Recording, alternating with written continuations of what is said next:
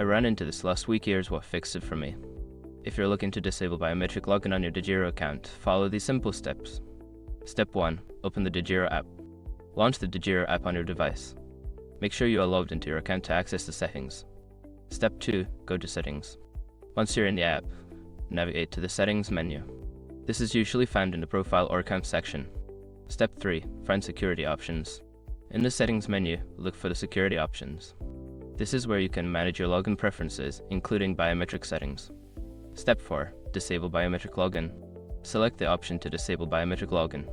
You may need to confirm your trust by entering your password or using another form of authentication. Step 5. Save changes. Before starting recovery, use the Degiro link in the description to open the account recovery checklist generator and make sure your verification details are ready. Remember, if you accidentally disable the biometric feature and can't log in, you can always use your password to regain access. I hope this helps you manage your account more comfortably.